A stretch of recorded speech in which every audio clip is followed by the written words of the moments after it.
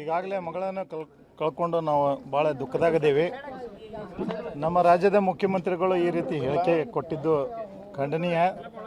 ಈ ರೀತಿ ಅವರು ವೈಯಕ್ತಿಕವಾಗಿ ಅಂದ್ರೆ ನಾವೇನು ಮುಸ್ಲಿಂ ಸಂಬಂಧಿಕರ ಅಥವಾ ಲವ್ ಜಿಹಾದ್ ಅನ್ನೋ ಒಂದು ಪದಕ್ಕೆ ನಾವೇನಾರ ಅದು ತುಷ್ಟೀಕರಣ ಮಾಡ್ತೀವಿ? ನಾವು ಯಾರು ಅದಕ್ಕೆ ಜೊತೆ ಇದ್ದೀವಿ? ವೈಯಕ್ತಿಕ ಅಂದರೆ ಏನು? ನಾವೇನು ವ್ಯಾಪಾರ ಮಾಡ್ತಿದ್ದೀವಿ ಅವ್ರ ಕೂಟ? ಯಾವ ರೀತಿ ಅವ್ರು ಹೇಳಿಕೆ ಕೊಡ್ತಾರೆ? ಇದು ಖಂಡನೀಯ. ಈ ರೀತಿ ಹೇಳಿಕೆ ಕೊಡಬಾರ್ದು.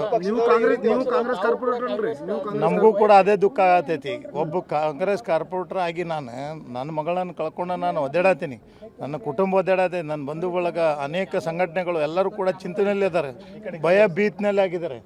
ಅಂಥ ಒಂದು ವಾತಾವರಣದಾಗ ಈ ರೀತಿ ರಾಜ್ಯ ಸರ್ಕಾರದ ಹೇಳಿಕೆ ಬರೋದ್ರಿಂದ ಇಡೀ ನಮ್ಮ ಕರ್ನಾಟಕ ರಾಜ್ಯನೇ ನೋಡ್ತಾ ಇದೆ. ಈಗಾಗಲೇ ನಮ್ಮ ಸಮಾಜದ ಅಧ್ಯಕ್ಷರು ಕೂಡ ಶಾಮನೂರು ಶಿವಶಂಕರಪ್ಪರು ಕೂಡ ಫೋನ್ ಮಾಡಿದರು, ಯಾವುದೂ ಭಯ ಪಡೋಕೆ ಹೋಗ್ಬೇಡ, ನಾವು ನಿನ್ನ ಜೊತೆಗದೇವಿ, ಪಾರ್ಟಿ ಬಗ್ಗೆ ತಲೆ ಕೆಡಿಸ್ಕೊಳಕ್ಕೆ ಹೋಗ್ಬೇಡ, ನೀವು ಏನಿದ್ರು ಏನು ಸತ್ಯ ಐತೆ ಅದನ್ನೇ ಹೇಳ, ಯಾರು ಹೇಳಿದ್ರು ಅವ್ರಿಗೆ ಕೌಂಟ್ರ್ ಕೊಡು ಅಂತ ಹೇಳಿದ್ದಾರೆ.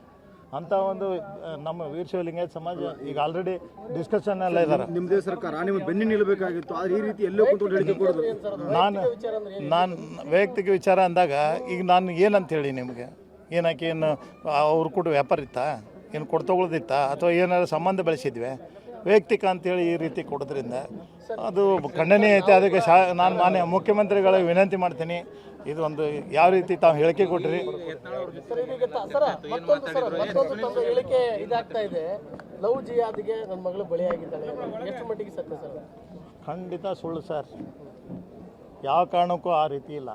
ಇವರೆಲ್ಲ ಅದನ್ನು ಕ್ರಿಯೇಟ್ ಮಾಡ್ತಾ ಇದ್ದಾರೆ.